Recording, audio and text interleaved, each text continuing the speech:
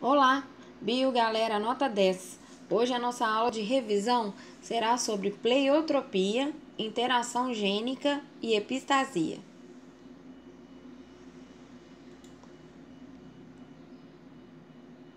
Na genética, chamamos de pleiotropia o caso onde um único par de genes determina ao mesmo tempo várias características. A primeira vez que a pleiotropia foi descoberta foi quando um grupo de pesquisadores analisavam a cor dos pelos em ratos. Ao analisar a cor dos pelos em ratos, os pesquisadores perceberam que todo rato que era branco tinha um comportamento dócil e que todo rato que era cinza tinha um comportamento arisco, agressivo.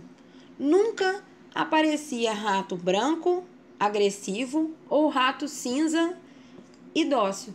Isso levou os pesquisadores a identificarem genes, um par de genes que determinam então ao mesmo tempo mais de uma característica. Nesse caso, a cor e o comportamento dos ratos estavam associados a um único par de genes. E esse nome, pleiotropia, então, vem do grego, onde pleion quer dizer mais numeroso e tropos, afinidade. Na espécie humana, será que existe casos de pleiotropia? Sim, existe casos na espécie humana de pleiotropia, e um dos mais conhecidos e estudados é a fenilcetonúria, uma doença caracterizada por uma mutação que codifica a enzima fenilalanina hidroxilase. Essa enzima, que está presente no fígado, é necessária para metabolizar o aminoácido fenilalanina. Isso significa que a pessoa, então, com a fenilcetonúria, não consegue metabolizar esse aminoácido, que então não é digerido. Ao não digerir a fenilalanina, isso provoca uma série de eventos. Então, a mutação nesse único par de genes provoca várias características. Por isso, então, um caso de pleiotropia. Entre as características relacionadas com a fenilcetonúria, pode-se destacar náuseas, vômitos, um comportamento agressivo, a hiperatividade, erupções cutâneas e até mesmo retardo mental. Essa doença pode ser diagnosticada assim que a criança nasce, com o teste do pezinho. Assim que é identificado, então, o gene que tem a mutação da fenilcetonúria, a pessoa vai fazer um tratamento através de uma dieta com ausência do aminoácido fenilalanina. Isso deve ser feito pelo teste do pezinho, já que a criança, o recém-nascido, se alimenta de leite materno. E o leite materno apresenta esse aminoácido. Portanto, crianças diagnosticadas com a fenilcetonúria não podem ingerir o leite materno. Outro caso da genética que merece destaque é a interação gênica. A interação gênica seria o contrário da pleiotropia. Percebam que na pleiotropia um gene determina várias características e aqui na interação gênica o contrário, porque aqui são dois ou mais pares de genes determinando uma única característica só. Na interação gênica, ela pode ser dividida em dois tipos: a interação gênica não epistática e a interação gênica epistática ou epistasia. A interação gênica epistática é caracterizada por uma condição onde um gene inibe o efeito de outro gene localizado num cromossomo não homólogo. Cuidado, alunos, para não confundir interação gênica epistática com dominância. Dominância ocorre entre genes localizados no mesmo par de cromossomos. A gente chama gene dominante, expresso com letra maiúscula, aquele que domina, inibe, mascara o efeito do gene recessivo. Já a epistasia também ocorre o efeito inibidor. Porém, o gene inibido está localizado num cromossomo diferente, num cromossomo não homólogo. Na dominância, nós chamamos o gene inibidor de dominante e o gene inibido de recessivo. Aqui na epistasia, o gene inibidor é chamado de epistático e o gene inibido é chamado de hipostático. Sendo que a interação gênica epistática, o gene inibidor pode ser tanto dominante, aí dando origem à epistasia dominante, ou recessivo, dando origem à epistasia recessiva. No caso, vamos ver um exemplo na espécie humana de epistasia. Uma aplicação, então, da epistasia na espécie humana é uma epistasia recessiva, um tipo de surdez na espécie humana. Existe, então, um tipo de surdez na espécie humana onde que para a pessoa apresentar audição normal, necessariamente ela tem que apresentar os dois genes Dzão e Ezão, ou seja, os dois genes dominantes no mesmo indivíduo. A ausência de qualquer um desses genes provoca, então, um problema de surdez. Portanto, a presença dos genes Dzinho, Dzinho e Ezinho, Ezinho, que são recessivos e epistáticos, vão provocar problemas auditivos. Num cruzamento, então, clássico de um duplo heterozigoto, Dzão, Dzinho, Ezão, Ezinho, onde ambos os pais são duplos heterozigotos, percebam que a proporção fenotípica clássica da segunda lei de Mendel, que é 9:3:3:1, ou seja, 9 com os dois aspectos dominantes, 3 com um aspecto dominante e outro recessivo, 3 com um aspecto recessivo e outro dominante, e 1 com os dois aspectos recessivos, aqui não vai valer. Percebam, então, uma alteração na proporção fenotípica da segunda lei de Mendel.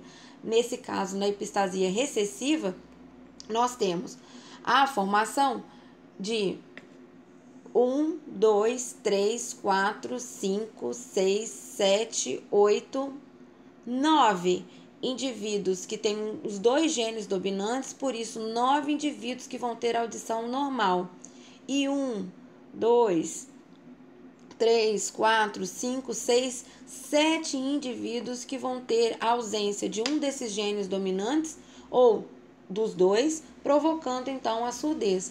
Percebam a alteração então na frequência fenotípica, na proporção fenotípica, na segunda lei de Mendel clássica, 9:3:3:1, e aqui na epistasia recessiva a proporção fenotípica foi alterada em 9:7.